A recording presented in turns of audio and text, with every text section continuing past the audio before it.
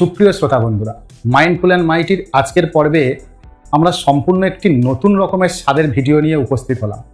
আজকের ভিডিওটিতে আমরা আলোচনা করব আমাদের দৈনন্দিন জীবনে বিশেষ কিছু ভুল কাজের, যে ভুল কাজগুলি করার ফলে আমাদের প্রত্যেকের স্বাস্থ্য অনেক বেশি ঝুঁকিতে পড়ছে। এমনই কিছু ভুল সিদ্ধান্ত আমরা নিয়ে থাকি যেগুলি আমাদের শরীর এবং স্বাস্থ্যকে তিল তিল করে শেষ করতে চলেছে। প্রত্যেকটি মানুষের নিজের স্বাস্থ্য সম্পর্কিত এই সচেতনতা অবশ্যই প্রয়োজন। তাই আপনাদের কাছে অনুরোধ, ভিডিওটি স্কিপ না করে পুরোটি দেখুন, তাহলে আপনি ওই ভুল কাজগুলো করার আগে অন্ততপক্ষে একবার সচেতন হতে পারবেন। চলুন দেরি না করে মূল বিষয়ে আলোকপাত করা যায়।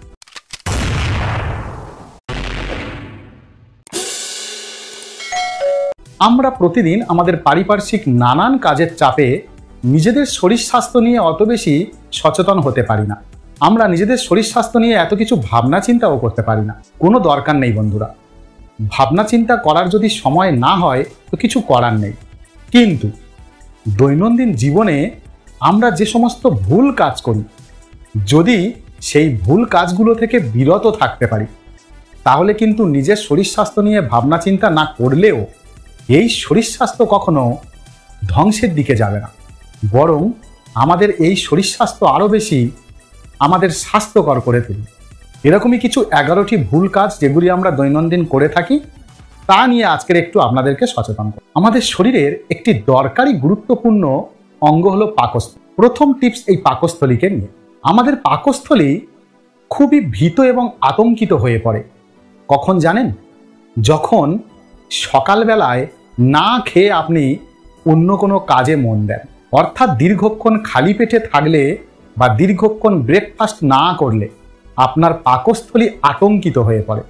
এতটাই আতঙ্কিত হয়ে পড়ে, এই রকম ঘটনা যদি দিনের পর দিন চলতে থাকে, তাহলে এক সময় পাকস্থলীতে নানা রকম ভয়ঙ্কর রোগ, বিশেষ করে আলসার তৈরি হয়ে যায়। তাহলে পাকস্থলীকে সুরক্ষা দিতে গেলে আপনার সকালে ঘুম থেকে উঠে অন্ততপক্ষে কিছু ব্রেকফাস্ট করতে হবে। 2 নাম্বার, কিডনি আমাদের শরীরের আরেকটি গুরুত্বপূর্ণ অঙ্গ, কিন্তু এই কিডনি অনেক বেশি আতঙ্কিত এবং ভীত হয়ে পড়ে যখন আপনি আপনার শরীরে সারা দিনে 1 গ্লাসও জল পান না করেন। আমাদের দৈনন্দিন জীবনে পারিপার্শ্বিক কাজের চাপে অনেক কিছু কাজকর্ম করতে গিয়ে জল যে পান করা উচিত সেটি আমরা ভুলতে বসেছি। আর জল পান না করার ফলে আমাদের শরীরে থাকা কিডনি খুবই আতঙ্কিত হয়ে পড়ে।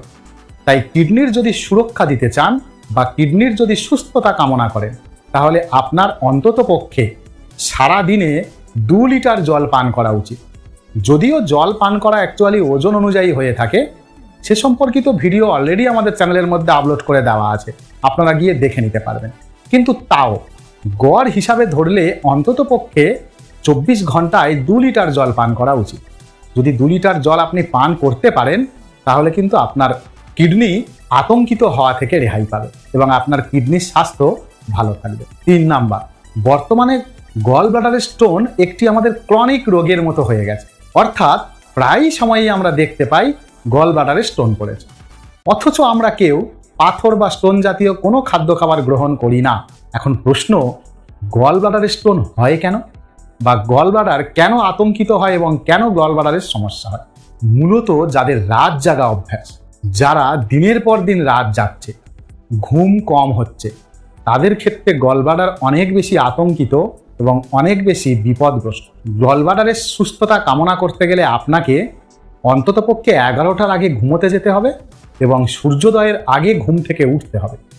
যদি এই রুটিনটি আপনার দৈনন্দিন জীবনে মেনে চলতে পারে, তাহলে আপনার গল ব্লাডার বাকি সকলের থেকে অনেক বেশি সুস্থ। আর গল ব্লাডারের সুস্থতা থাকলে ওখানে স্টোন বা এ জাতীয় কোনো উপাদান জমার সম্ভাবনাই থাকে না। 4 নাম্বার, একটু ক্ষুদ্রান্তকে নিয়ে কথা বলা যাক। ক্ষুদ্রান্তের একটি গুরুত্বপূর্ণ অংশ যেটি আমাদের খাদ্যকে শোষণ করতে সাহায্য করে, অর্থাৎ আমরা যা কিছু খাদ্য খাবার খাই তার পুরোটাই কিন্তু আমাদের দেহ গঠনে কাজে লাগে না। অর্থাৎ একটি খাবারের মধ্যে পুরো অংশটাই কিন্তু প্রয়োজনীয় অংশ থাকে না। তাই খাবারের ভিতর থেকে প্রয়োজনীয় অংশকে শোষণ করতে ক্ষুদ্রান্তের অন্তঃপ্রাচীরে ভিলাই পাওয়া যায়। তাই ক্ষুদ্রান্তকে যদি আমরা সঠিকভাবে যত্নে রাখতে পারি, তাহলে আমাদের একটি খাবারের মধ্যে সঠিক উপাদানটা সংগ্রহ হবে। অথচ আমরা এই ক্ষুদ্রান্তের কোনো যত্নই নিই না। দুটি এমন খাদ্য উপাদান আছে যেগুলি যদি আমরা সেবন করি তাহলে ক্ষুদ্রান্তের 12টা বেজে যায়। এক নম্বর হচ্ছে খুব ঠান্ডা জাতীয় পানীয় বা ঠান্ডা জাতীয় খাবার, এবং দ্বিতীয়ত হচ্ছে বাসি খাবার। অথচ এই দুটি খাবার এখনকার প্রজন্মের প্রতিটি মানুষের খুব প্রিয় খাবার। যে কোনো খাবার বাসি খেলে স্বাদ বেড়ে যায় মনে হয়। আর এখন তো বাইরে ঘাটে বেরোলে কোল্ড ড্রিঙ্কস, আইসক্রিমের রমরমা। এই দুটি খাবার আপনি নিয়মিত সেবন করার ফলে আপনার ক্ষুদ্রান্তের আস্তে আস্তে 12টা বাজতে চলেছে। ফলস্বরূপ আমরা অনেক রকম সাইড এফেক্ট দেখতে পাই, সেগুলো নিয়ে আলোচনা নাই বা করলাম। যদি ক্ষুদ্রান্তের স্বাস্থ্য ভালো রাখতে চান, যদি ক্ষুদ্রান্তকে সুস্থ রাখতে চান এবং নিজেও সুস্থ থাকতে চান, তাহলে আজকের দিন থেকেই যে কোনো রকম ঠান্ডা জাতীয় খাবার এবং বাসি খাবার পরিহার করুন। আপনি নিমেষেই ক্ষুদ্রান্তকে সুস্থ রাখতে পারেন। 5 নাম্বার, একটু বৃহদন্ত্রকে নিয়ে আলোচনা করা যাক। বৃহদন্ত্র এমন একটি অংশ যেটি আমাদের অপাচ্য খাদ্য অর্থাৎ ক্ষুদ্রান্তের পরবর্তী অংশে অবস্থিত করায় ক্ষুদ্রান্ত যেগুলো ছেঁকে বাদ দিয়েছে সেই সমস্ত খাবার বৃহদন্ত্রে থাকে এবং বৃহদন্ত্র ওগুলোকে সঠিক সময়ে শরীরের বাইরে বের করে দেয়, মল আকারে বের করে দেয়। অনেক সময় দেখা যায় আমরা থালা থালা খাদ্য গ্রহণ করেছি, কিন্তু পটি করতে গিয়ে দেখছি সামান্য একটু হয়েছে। বাকি খাদ্যগুলো কোথায় গেল? তারা তো অন্য কোথাও বেড়াতে যায়নি, তাহলে তারা শরীরের মধ্যেই জমে আছে বৃহদন্ত্রের নানা রকম খাঁজে ভাঁজে। তাই বৃহদন্ত্রকে সুস্থ রাখলে ওই সমস্ত জমে থাকা দূষিত পদার্থ শরীর থেকে নিমেষেই বের হয়ে যেতে পারে। আমরা এমন অত্যাচার বৃহদন্ত্রের ওপরে করি যে বৃহদন্ত্র হাঁসফাঁস করে, কিভাবে রেহাই পাবে এই পথ খুঁজতে থাকে। এমন কিছু উপাদান যদি আমরা পরিত্যাগ করতে পারি তাহলে আমাদের শরীরে বৃহদন্ত্র হাঁপ ছেড়ে বাঁচবে। আমরা প্রতিনিয়ত নানা রকম তেলে ভাজা খেতে অভ্যস্ত। এই তেলে ভাজা এমনই এক ক্ষতিকর উপাদান, এমনই এক ক্ষতিকর পদার্থ যেটি বৃহদন্ত্রকে আতঙ্কিত করতে সাহায্য করে। আর রইল বাকি বিভিন্ন ঝাল মশলা, বিভিন্ন জাঙ্ক ফুড, এগুলো তো বৃহদন্ত্রকে গলা টিপে মারতে বসেছে। যদি এই সমস্ত খাদ্য উপাদান আপনি পরিত্যাগ করতে পারেন তাহলে কিন্তু আপনার বৃহদন্ত্র অনেক বেশি সুস্থ থাকবে এবং সে তার কাজটি মনোযোগ সহকারে করতে পারবে। 6 নাম্বার, ফুসফুস একটি খুব দরকারি অঙ্গ।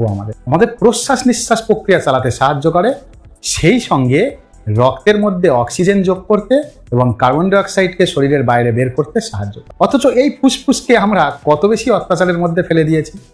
বিশেষত রাস্তাঘাটে বেরোলে আমরা মাস্ক ব্যবহার করি না। রাস্তাঘাটে প্রতিনিয়ত নানা রকম ধুলো বালি উঠছে, নানা রকম কলকারখানার ধোঁয়া উঠছে। অনেক সময় দেখা যায় বিভিন্ন ফ্যাক্টরির কোনো পয়জানাস উপাদান উড়ে আসছে। আবার অনেক সময় ফুলের পরাগরেণু, সিমেন্টের গুঁড়ো, নানা রকম আণুবীক্ষণিক উপাদান যেগুলোকে SPM বলা হয়, সেগুলোও উড়ে বেড়াচ্ছে।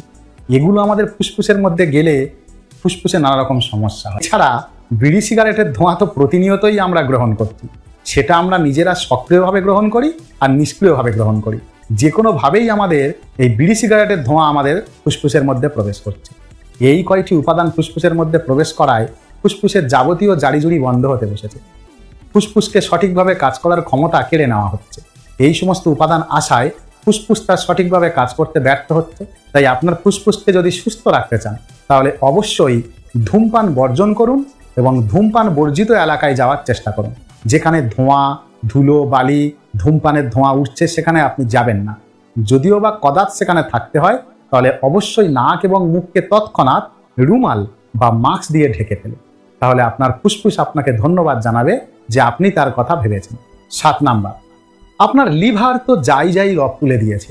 অল্প একটু কিছু খাবার দাবার গ্রহণ করলে পেট ঠোস হয়ে আছে, খিদে পাচ্ছে না, অনেক সময় ঠিক নাভির উপরের অংশ যন্ত্রণা করছে, আমাশয়ের শিকার হয়েছে।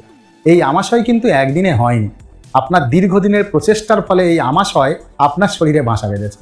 এখন আপনি যদি এই আমাশয়কে দূর করতে চান আর লিভারকে সুস্থ রাখতে চান তাহলে আপনার লিভারের প্রতি যত্ন নিতে হবে। আপনি বাইরে বের হলেই biryani, egg roll, momo, chow mein এই জাতীয় যাবতীয় উপাদান ঠুসে ঠুসে খান। এমনকি যে কোনো রকম চিপস, বার্গার, প্যাডিস এই রকম যাবতীয় যা কিছু উপাদান খান সবটাই আপনার লিভারকে 12টা বাজিয়ে দিচ্ছে। আপনার লিভারের কার্যকারিতা দিনে দিনে কমিয়ে ফেলছে। আর লিভারের কার্যকারিতা দিনে দিনে নষ্ট হয়ে গেলে আপনার ভয়ঙ্কর রোগের শিকার হবে। আপনি অল্প কিছু নর্মাল খাদ্য খাবার সেবন করেও সেটি হজম করতে পারবেন না, আর আপনার পেটের যন্ত্রণা তো লেগেই থাকবে। তাই যদি আপনি লিভারকে সুস্থ রাখতে চান আজ থেকেই শপথ গ্রহণ করুন আপনি বাড়ির খাবার খাবেন। বাইরে যেখানেই যান না কেন বাড়ি থেকে তৈরি করা খাবার নিয়ে যাবেন। কখনো দোকান থেকে বা অন্য কোনো জায়গা থেকে কিনে খাবেন না।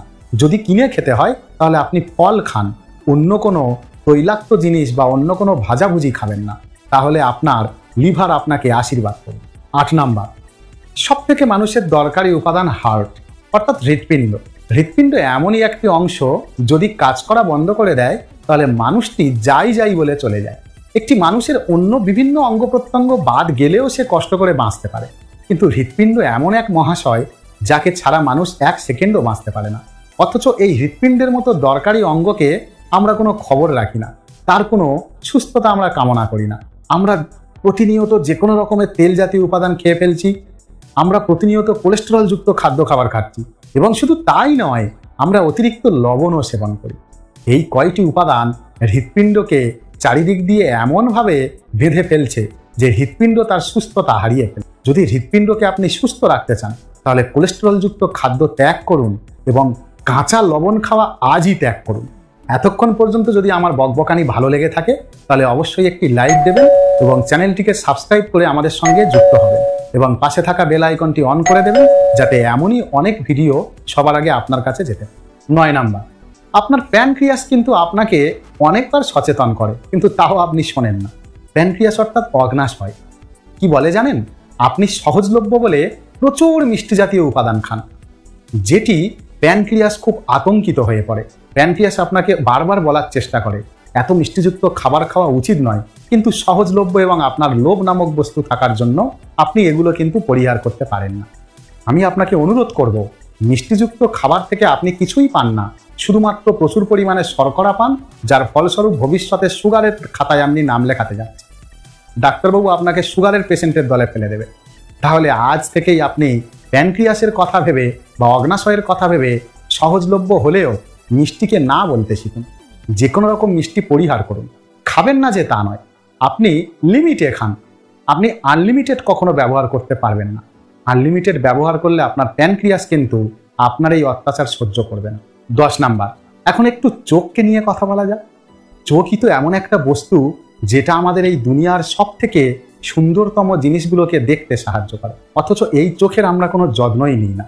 এই চোখের উপর নানা রকম অত্যাচার করি। বিভিন্ন বিজ্ঞানীরা তো বলছে প্রতিদিন অন্তত চোখে 7 থেকে 8 বার জলের ঝাপটা দেওয়া দরকার, এবং অল্প অল্প জল নিয়ে আস্তে আস্তে, একেবারে হুটপাট করে জলের ঝাপটা দিলে হবে না। কিন্তু আমরা কজন চোখে জল দিই? কেউই দিই না, যদিও বা কদাচ দিই, 1-8 বার দিই, সে তো গেল। কিন্তু চোখের ওপর কত রকম অত্যাচার চালাচ্ছে। আমাদের প্রত্যেকের প্র্যাকটিস হয়ে গেছে রাত্রিবেলা খাওয়ার পরে সুন্দর করে নিজের ফোনটা না ঘাঁটলে ঘুম আসে না। কম্পিউটারের সামনে বসে দীর্ঘক্ষণ গেম না খেললে, দীর্ঘক্ষণ সিনেমা না দেখলে ঠিক দিনটা ভালো কাটে না। ক্ষতি তো চোখেরই হচ্ছে। আপনি যখন কম আলোতে মোবাইল দেখছেন এবং প্রতিনিয়ত কম্পিউটার স্ক্রিনে কাজ করছেন, তখন আপনার চোখের দফারফা হয়ে যাচ্ছে। আপনি অজান্তেই কিছু বুঝতেই পারছেন না। হঠাৎ করে একদিন দেখছেন চোখের দৃষ্টিশক্তি কমে যাচ্ছে। আপনারা জানেন একটা চশমা নিয়ে নিলেই তো ঝামেলা মিটে যায়, কিন্তু একটা চশমা নিলেও কি হবে? আপনার দরকারি যে চোখটা ছিল সে ধীরে ধীরে কিন্তু তার কার্যকারিতা হারিয়ে ফেলছে। চশমায় দিনে দিনে পাওয়ার চেঞ্জ করতে হচ্ছে। কেন বন্ধুরা? নিজের শরীরে থাকা এই অঙ্গটির গুরুত্ব আপনি ছাড়া কে ভালো বুঝবে? তাহলে আপনার চোখের যত্ন নিতে আজকের থেকে মোবাইল এবং কম্পিউটার স্ক্রিন ব্যবহারের সময়সীমা কমিয়ে ফেলুন। তাহলে দেখবেন আপনার চোখ অনেক বেশি সুস্থ থাকে। 11 নাম্বার, এখন আসি আপনার মস্তিষ্কের কথা নিয়ে। একটা কথা আছে, অলস ব্যক্তির মস্তিষ্ক যত দুষ্টু বুদ্ধির বাসা। কথাটা কিন্তু সত্যি। আপনি সারাদিন যখন নানা রকম কাজে যুক্ত থাকবেন, তখন আপনি কোনো নেতিবাচক বা খারাপ চিন্তাভাবনা মাথার মধ্যে আনতে পারবেন না। সারাক্ষণ আপনার কাজটা নিয়েই চিন্তা হবে। কিন্তু যারা অলস ব্যক্তি, সারাক্ষণ গেম খেলে, সারাক্ষণ মোবাইলে মুখ গুজে রাখে, সারাক্ষণ কোনো কাজ বাদ দিয়ে বৃথা চিন্তাভাবনা করে, তাদের মস্তিষ্ক আস্তে আস্তে নেতিবাচক বুদ্ধিতে ভরে গেছে। তাদের মনে হয় এই দুনিয়াতে যত কিছু খারাপ শুধু তাদের সঙ্গেই হচ্ছে। অ্যাকচুয়ালি আপনার মস্তিষ্ক দিশেহারা, আপনার মস্তিষ্ক নিরুপায়। আপনার ভুল চিন্তাভাবনার কারণে মস্তিষ্ক আস্তে আস্তে ডিপ্রেশনে চলে যাচ্ছে। তাহলে আপনার মস্তিষ্কের সুস্থতা চাইতে গেলে আপনাকে পজিটিভ চিন্তাভাবনা করতে হবে, যে আপনিও পৃথিবীতে এমন একজন মানুষ যে চেষ্টা করলে সব কিছু করতে পারেন।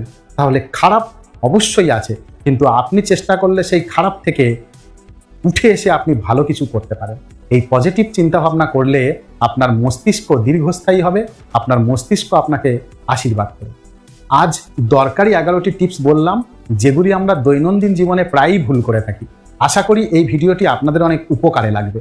তাহলে আজ এ পর্যন্তই বন্ধুরা, দেখা হবে পরের দিন সম্পূর্ণ নতুন একটি বিষয় নিয়ে। আপনাদের সুস্থতা ও দীর্ঘায়ু কামনা করে আজ আমরা বিদায় নিলাম। আপনারা ভালো থাকবেন। ধন্যবাদ সবাই।